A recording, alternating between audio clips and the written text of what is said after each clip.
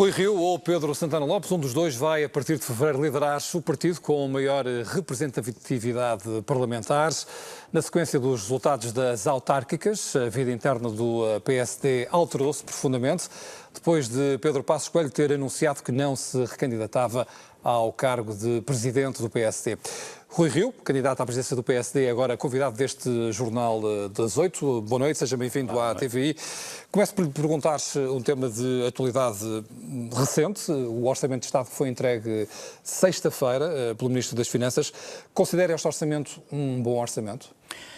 Eu não tive oportunidade, boa noite, eu não tive oportunidade de ver o orçamento com todo o cuidado. Sou alguém que, quando fui deputado, eu coordenei 8 ou 9 orçamentos pelo PSD e gosto de ver com muito cuidado. Mas há uma coisa que eu já posso dizer, isso acho que já vi o suficiente para poder dizer.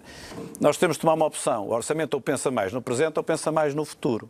Independentemente das pequenas medidas que possa ter, que, como digo, ainda não esmiucei, eu já tenho a certeza de uma coisa. Este orçamento pensa mais no presente do que aquilo que deveria pensar no futuro. Ou seja, deveríamos estar a preparar para uma situação de menor crescimento económico que vai acontecer, para não termos problemas, devíamos estar a preparar para navegar com o mar encapelado e não apenas com o mar calmo como temos agora.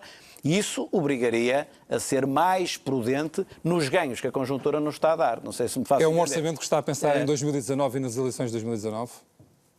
Nem isso. Eu acho que está a pensar em 2018 e em 2019 logo se vê, está a ver?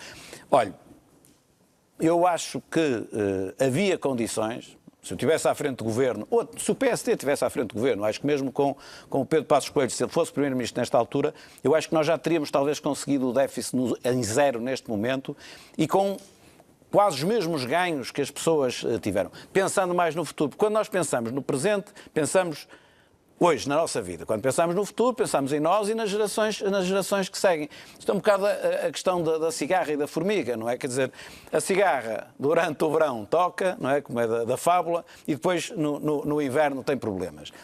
A formiga trabalha no verão e no inverno não tem problemas. E nós deveríamos ter, em Portugal, deveríamos ter mais essa postura. Agora, deixa-me só dizer, com esta solução de coligação parlamentar que temos, o Partido Socialista não sei se quer fazer melhor ou não quer fazer melhor, mas não pode fazer melhor porque está preso à esquerda, que é quem impõe, digamos assim. Mas se o Dr. Rio fosse Primeiro-Ministro, o descongelamento das carreiras da função pública não teria lugar como está a ter neste orçamento? O aumento das pensões não teria lugar como está a ter neste orçamento? Não estou a dizer isso, porque aí tenho de ir ver as medidas em concreto deste orçamento, que, repito, ainda não vi. Estou a olhar para o resultado por cima. E naquele que é o resultado por cima, por exemplo, baixar o déficit de 1,4% para 1%, eu acho que é francamente possível fazer mais. E repare, este orçamento, isso, como digo, não vi tudo, mas esse ainda tem, já tem um ganho apreciável nos juros da dívida pública. Porquê? Porque temos vindo numa trajetória de redução do déficit. Os mercados acreditam mais, os outros países, a economia, todos acreditam mais. O custo do nosso endividamento, que é muito alto, vai baixando. São ganhos que estamos a ter. Portanto, são esses ganhos que nos preparam melhor o futuro. Portanto, isso também tem a ver com a minha maneira de ser. Mas não teria aumentado a despesa fixa estrutural como este orçamento aumenta? A despesa total sobre o produto interno bruto aumenta neste orçamento. Lá está, aumenta pouco, mas aumenta. Passa de 44,5% para 44,8%.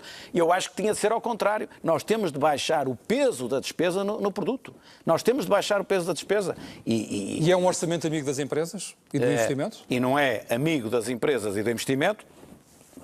Volto a repetir, olha que nisto eu não gosto de falar sobre aquilo que não sei e não vi o orçamento com o cuidado todo que sempre vi o orçamento ao longo de anos e anos. Agora, não vejo nos highlights que se apresentam medidas a favor, a acarinhar a poupança e a acarinhar o investimento. Portanto, nós, por exemplo, nossa dívida externa deriva muito, nós temos uma fraca poupança e temos de captar a poupança externa para depois ter investimento, que é absolutamente vital. Para nós, o investimento privado, principalmente, um pouco público, mas principalmente o investimento privado.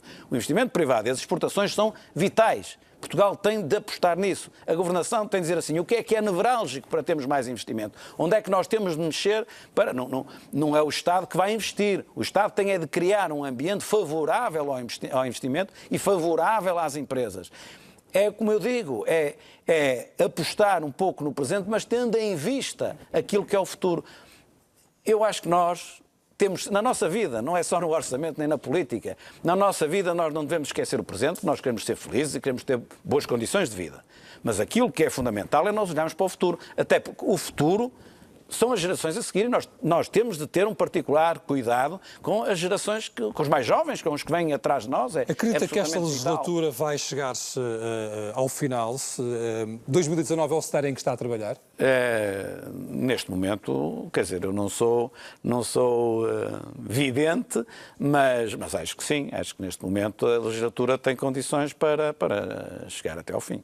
É esse o cenário então em que está a trabalhar? Tem de perguntar melhor isso ao Primeiro-Ministro, não a mim, mas acho que sim. Mas a sua sensibilidade é que vai chegar-se a 2019 e, portanto, a minha e da maioria das pessoas. Se vencer estas eleições no PSD, é 2019 que vai concorrer para Primeiro-Ministro. Claro. E nesse sentido, deixe-me perguntar-lhe se consigo na liderança seria possível um bloco central entre PS e PSD em 2019?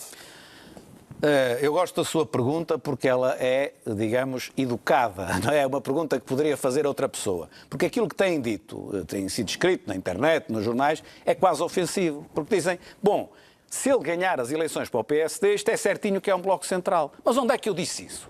Onde é que eu disse que o PSD, se eu for presidente, joga para o segundo lugar e não joga para o primeiro? Onde é que eu disse? Eu não disse isso em lado nenhum. É sinal que não têm contra mim nada para me atacar, inventam aquilo que eu não disse. Agora, o que eu disse é uma coisa muito diferente, que é o que em parte os partidos muitas vezes não querem. O que eu disse é assim, eu acho que os partidos todos têm de pôr os interesses partidários de lado e têm de se entender quanto àquilo que são as reformas estruturais fundamentais para o avanço do país.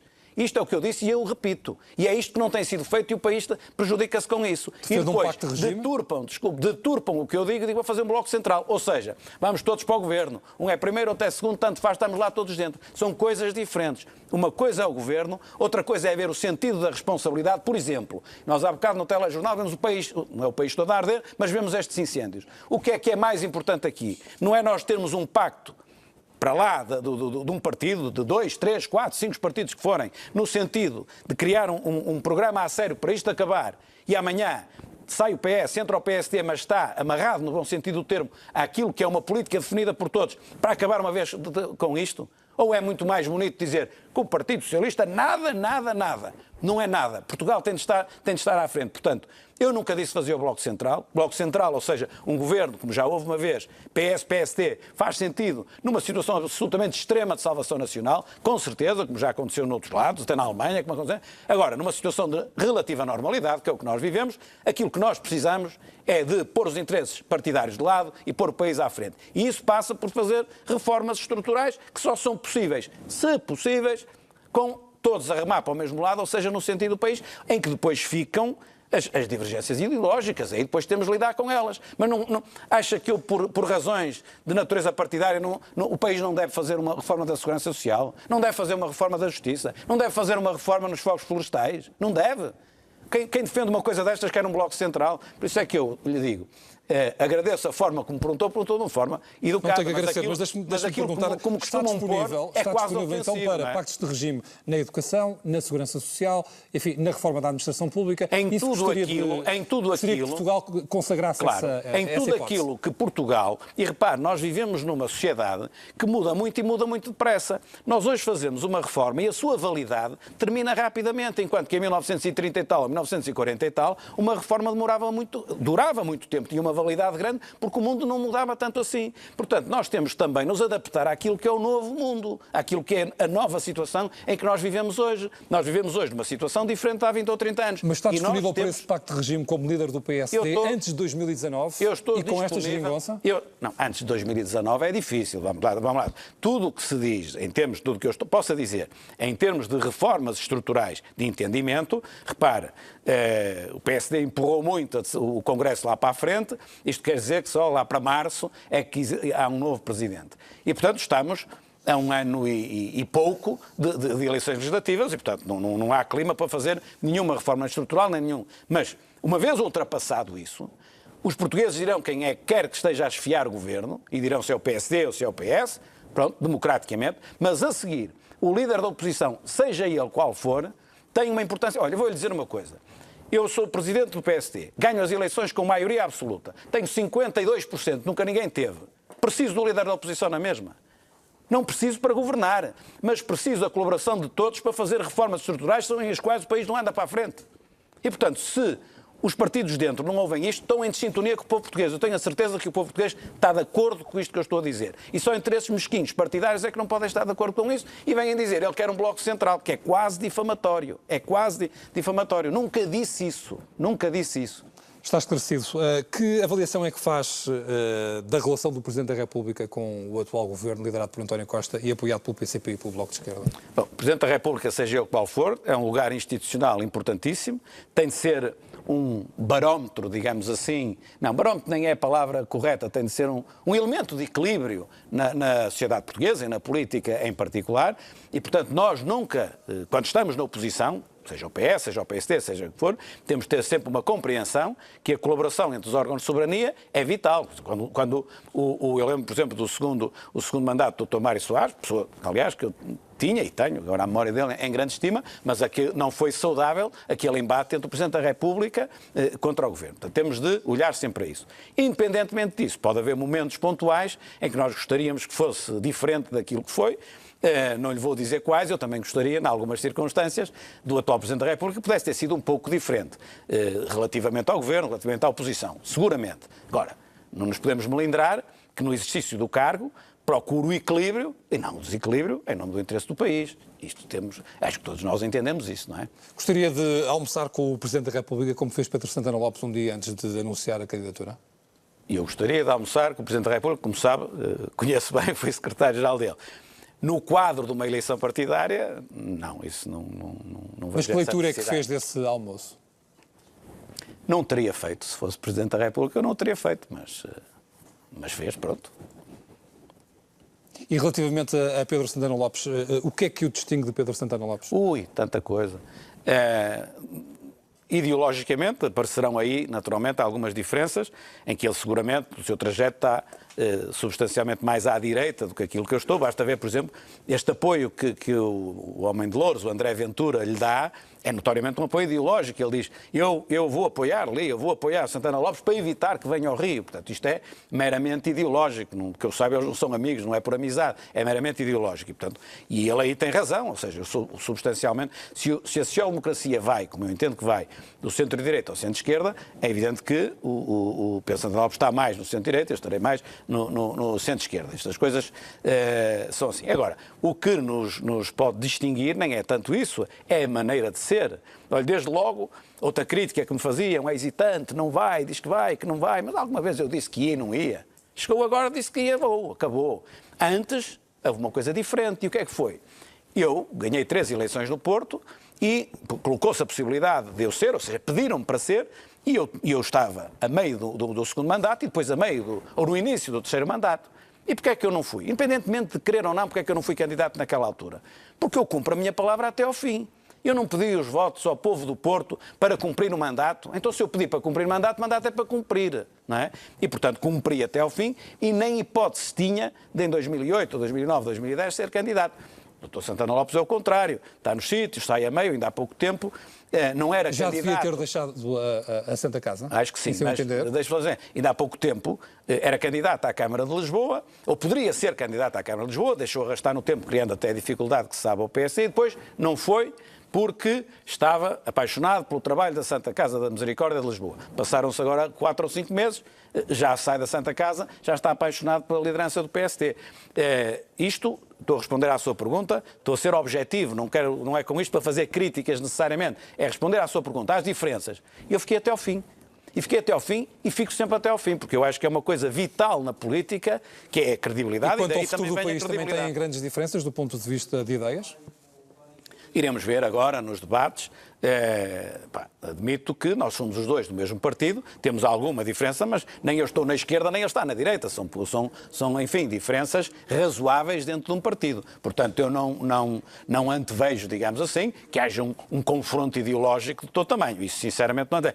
Antevejo isso um pouquinho, mas o que eu antevejo mais é, digamos assim, um choque, no bom sentido do termo, um choque de personalidades. Somos muito diferentes, basta olhar para o meu trajeto, ele é pouco mais velho que eu, portanto, são trajetos idênticos, para olhar para o meu trajeto ao longo da vida, para o trajeto do Dr. Santana Lopes ao longo da vida, E pronto, e há quem possa gostar mais de um e mais do outro, com certeza, mas há aqui diferenças notórias. Confirma que a sua candidatura está preocupada com a isenção e a imparcialidade que é exigida à atual liderança do PSD?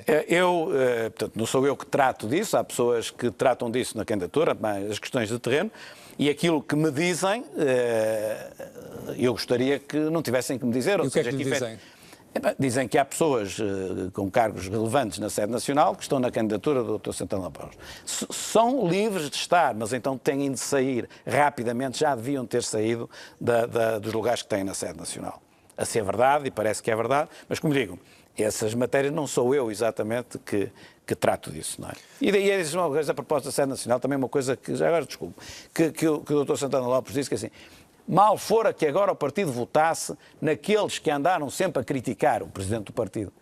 Mas quando é que eu critiquei o presidente do partido? Quando é que eu, militante do PSD, fiz uma crítica pública ao Dr. Pedro Passos Coelho? Mais ainda, eu efetivamente até divergi de alguns aspectos, não da linha fundamental, mas de alguns aspectos do Dr. Passos Coelho, mesmo divergindo, uma vez que eu tivesse dito. Enquanto que outros, como o Dr. Santana Lopes e outros, têm espaços de comentário onde seguramente umas vezes concordaram, outras discordaram. Eu não tenho espaço público de comentário, não há uma, digam-me lá uma.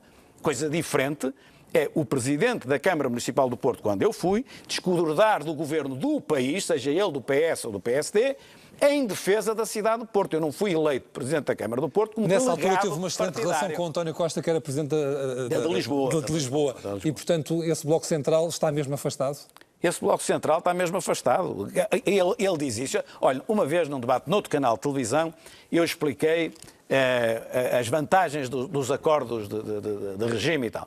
E a jornalista diz, então está a defender um Bloco Central. E foi o próprio Dr. António Costa que diz, não, ele não está a dizer isso, porque eu não estava a dizer isso, eu estava a dizer o que estou a dizer agora. Eu digo isto há muitos anos, porque me confrange ver o país a precisar de determinadas reformas e os partidos incapazes de se entenderem de as fazer. Doutor, estamos mesmo a terminar a entrevista, mas não queria deixar de lhe perguntar como é que pretende fazer oposição, se vencer estas diretas do PSD, não estando na Assembleia da República e não tendo também, enfim, responsabilidade na eleição da bancada parlamentar e da liderança parlamentar.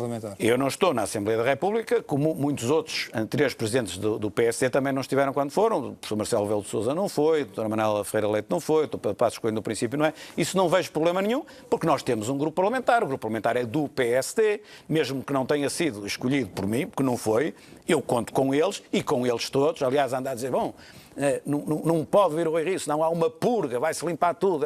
Não se vai limpar nada, não há purga nenhuma. Vai haver uma abertura do PSD à sociedade, procurando que entrem mais pessoas, mas não é para os lugares destas, depois logo se vê como é que é. O que nós precisamos é de nos abrir à sociedade, voltar a ter a sociedade dentro do PSD, estarmos em comunhão, digamos assim, com a sociedade portuguesa e, portanto, depois logo se vê quem fica ou deixa. Este grupo parlamentar está no exercício das funções, foi eleito democraticamente, quer nas escolhas que foram feitas internamente, quer depois pelo PSD, estão lá e vão seguramente, independentemente do presidente que for, vão seguramente cumprir o seu papel. E não tenho dúvida, foi sempre assim, porque é que com este grupo parlamentar não era assim. Dr. Rui Rio, muito obrigado pela sua